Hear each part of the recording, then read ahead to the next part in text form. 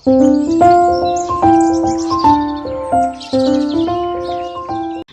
दादी। नमस्ते मेरे बच्चे, कैसे हो तुम? मैं ठीक हूँ दादी। दादी, आपकी उंगली पर यह निशान कैसा? यही निशान मेरे माता पिता की उंगली पर भी था। हाँ दादी, ठीक ऐसा ही निशान मेरे टीचर की उंगली पर भी था। मेरे बच्चों, ये हमारे सबसे बड़े लोकतांत्रिक अधिकार का निशान है। जब भी हम अपनी सरकार चुनने के लिए वोट करते हैं, तब ये निशान लगाया जाता है। अच्छा दादी, तो आप सब लोग वोट देकर आए हो? हाँ मेरी बच्ची। अगर ये बात है दादी, तो फिर मेरे माता पिता मुझे वोट देने क्यों नहीं लेकर गए? क्योंकि तुम अभी बचे हो बेटा। ये अधिकार तुम्हें 18 साल का होने के बाद प्राप्त होगा। दादी, इस बारे में कोई कहानी सुनाओ ना। किस बारे में मेरी बच्ची? ये तो एक बहुत बड़ा विषय है। एक नहीं, कई कहानियां सुनानी पड़ेंगी। तो सुनाओ ना दादी, हर रोज एक नई कहानी सुनाओ।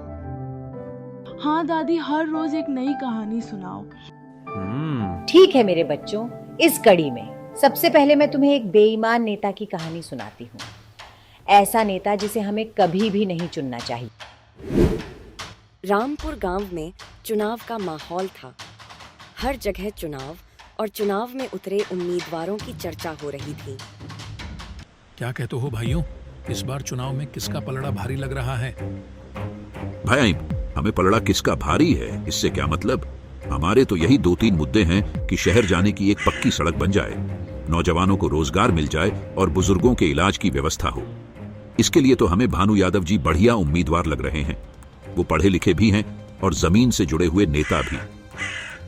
अरे हटाओ, सड़क या रोजगार के बिना क्या हमारी जिंदगी नहीं चल रही? हमें तो सबसे योग्य उम्मीदवार कुंवर अशोक प्रताप लगते हैं। उन्होंने घोषणा की है कि चुनाव जीतते ही सबसे पहले देवी के पुराने मंदिर का जीर्णोद्धार करेंगे।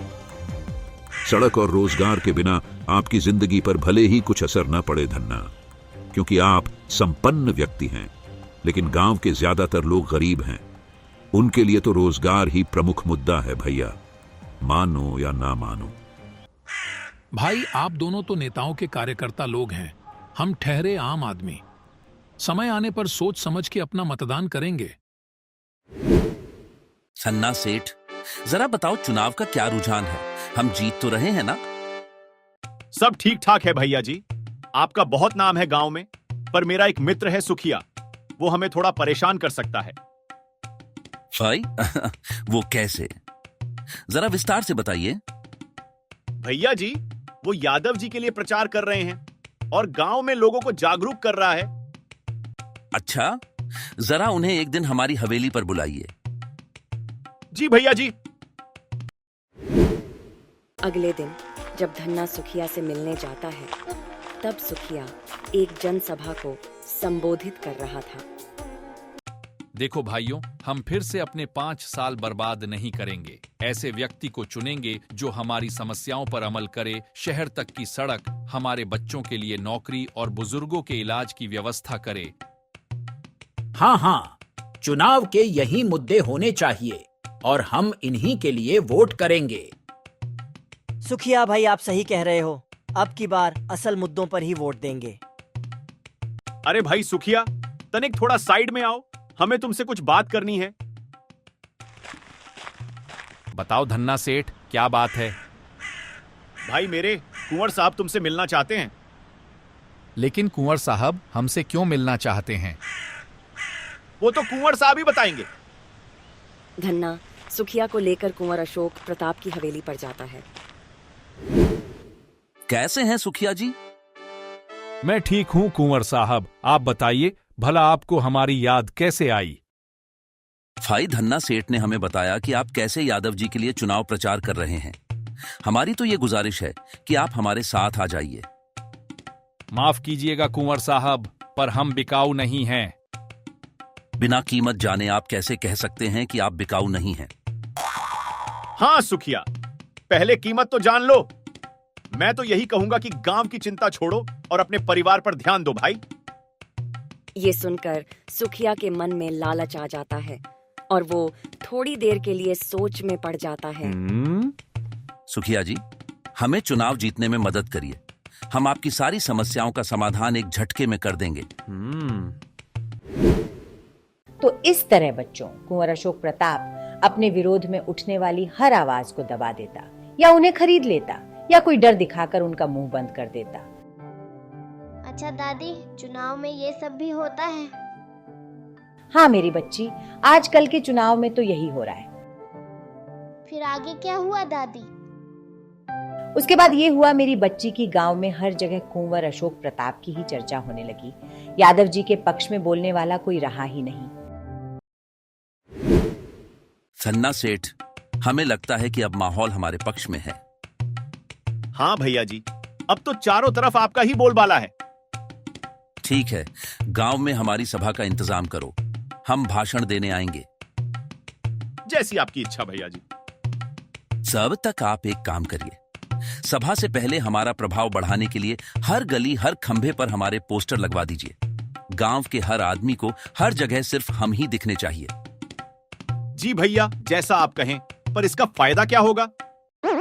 जब सभी लोग हर जगह सिर्फ हमें ही देखेंगे तो उनके दिमाग में सिर्फ हम ही रहेंगे। लोगों को ऐसा लगेगा जैसे हमारे अलावा उनके पास कोई और विकल्प ही नहीं है, और यही विचार हमें जनता के मन में डालना है। आप तो सच में महान हैं भैया जी। क्या दिमाग लगाया है। सब ऐसे ही रहा तो चुनाव में हमारी जीत निश्चित है। यकीनन। कुंवर अशोक प्रताप ने अपने धन के बल पर हर जगह अपने पोस्टर लगवाए। इसके अलावा सुखिया, जो उनके एकमात्र विरोधी भानु यादव के प्रचारक थे, उसको भी कुंवर प्रताप खरीद लेते हैं। इस तरह से ये चुनाव पूरी तरह से एकतरफा हो जाता है। कुछ दिन बाद कुंवर अशोक प्रताप गांव में एक सभा करते हैं, जहां गांव के ज्यादातर लोग उपस्थित थे। साथियों, मैंने और मेरे परिवार ने हमेशा इस गांव के लोगों की सेवा की है, और मैं ये वचन देता हूं कि जैसे ही चुनाव में हमारी जीत होगी, सबसे पहला काम जो हम करेंगे वो ये है कि खंडहर पड़े अपने हजारों वर्ष पुराने देवी के मंदिर को फिर से बनवाएंगे।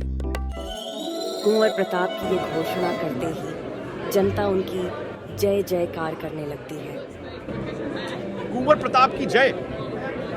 हाँ साथियों, आस्था इस चुनाव का सबसे बड़ा मुद्दा है, और हम आपकी आस्था का सम्मान करेंगे। इसलिए हाथ जोड़कर हम आप सबसे अपने लिए समर्थन मांगते हैं। जोश में आकर सभा में बैठे सभी लोग नारेबाजी करने लगते हैं। हमारा नेता कैसा हो, कुंवर प्रताप जैसा हो। कुंवर प्रताप की जय। वोटिंग के दिन गांव के ज्यादातर लोग कुंवर अशोक प्रताप को वोट देते हैं। चुनाव में भारी मतों से उनकी जीत होती है। उनकी हवेली में जश्न का माहौल था। कुंवर प्रताप ने कुछ ही दिनों में अपना वादा पूरा किया और पुराने देवी के मंदिर को फिर से बनवाया। इस काम को करने के बाद उन्होंने फिर कभी गांव की सुध नहीं ली। टूटी सड़कें, बेरोजगार युवा, बदहाल अस्पताल, सब कुछ वैसे का वैसा ही पड़ा हुआ था। कुछ दिन तो लोगों ने मंदिर बनने का जश्न बनाया, पर उसके बाद जब बात असल मुद्दों की आई तो गांव के लोगों ने फिर एक सभा की। देखो भाइयों, 2 साल हो गए कुंवर प्रताप को चुनाव जीते हुए, पर हमारी समस्याएं यूं की यूं हैं। कैसी समस्या?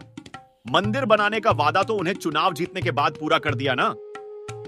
अरे धन्ना सेठ, मंदिर तो बन गया, पर क्या तुम्हें पता है कि लोगों के पास मंदिर में दान देने के लिए पैसे नहीं हैं, क्योंकि कोई रोजगार नहीं है। हाँ, तो रोजगार के लिए मेहनत करनी पड़ती है, पढ़ना पड़ता है। यूं सरकार के भरोसे नहीं बैठना चाहिए। भला सरकार ने ठेका थोड़ी उठा रखा है नौकरी देने का। जब वोट लिया है तो नौकरी भी देनी पड़ेगी। हम सब इस गांव के बाशिंदे हैं, हमारा ध्यान रखना सरकार का दायित्व है। इसलिए तो हम सरकार चुनते हैं, ताकि पढ़े लिखे नौजवानों को नौकरी मिल सके। हाँ, और नौकरी के साथ साथ अस्पताल का भी कुछ करना चाहिए। गांव के अस्पताल में सुविधाएं नहीं हैं और शहर जाने की सड़क टूटी हुई है। ये सब ठीक करना भी सरकार का काम है, जो नहीं हो रहा। हाँ, कुछ भी नहीं हुआ। हम लोगों को मंदिर के नाम पर बेवकूफ बनाया गया है। अरे मूर्खों, अपनी आस्था का अपमान कर रहे हो। जब पेट ही में खाना नहीं है, रहने के लिए घर नहीं है, इलाज के लिए अस्पताल नहीं है, क्या तब भी आस्था के नाम पर खुश हो जाएं? सभा में खूब बहस होती है। अंत में ये फैसला लिया जाता है कि सभी लोग मिलकर कुंवर प्रताप की हवेली पर जाएंगे, पर अपनी समस्याओं पर चर्चा करेंगे। अगले दिन गांव के सभी लोग कुंवर प्रताप की हवेली पर उनसे मिलने जाते हैं, पर सुरक्षा बल उन्हें अंदर नहीं जाने देते। अरे भाई, हमें कुंवर साहब से बात करनी है, तनिक हमें अंदर जाने दो। कुंवर साहब व्यस्त हैं, आप उनसे नहीं मिल सकते। अच्छा, जब वोट चाहिए थे तब तो उन्हें कभी भी मिल सकते थे, अब ऐसा क्या हुआ भाई? देखो साहब, हम तो अपनी ड्यूटी कर रहे हैं। हमें कहा गया है कि साहब अभी काम में व्यस्त हैं, किसी को भी अंदर ना आने दिया जाए। जनता के काम तो वो करते नहीं, फिर व्यस्त कहाँ है भाई? उनसे मिलने दो, नहीं तो हम यहीं पर आंदोलन करेंगे।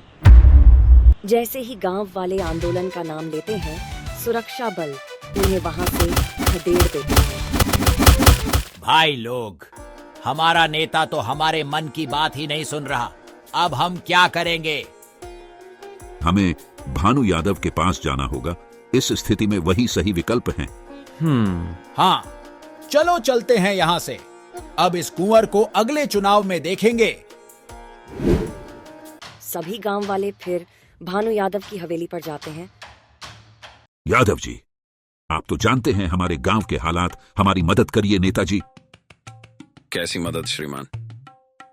हमारे गांव के युवाओं को रोजगार मिल जाए, बुजुर्गों के इलाज की व्यवस्था हो, बस यही सब चाहिए यादव जी।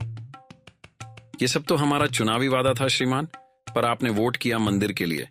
अब जब मंदिर मस्जिद के लिए वोट करेंगे तो रोजगार कहां से मिलेगा बताइए? बात तो सही है भानु भैया की।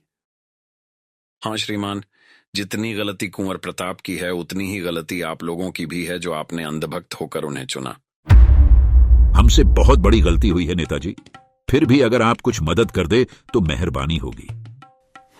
देखिए श्रीमान, हम सरकार तो है नहीं कि आपकी मदद कर दे, अभी खुद से जितना बन पड़ेगा उतना करेंगे, पर एक गुजारिश है आपसे कि अगली बार सोच समझ के वोट करिएगा।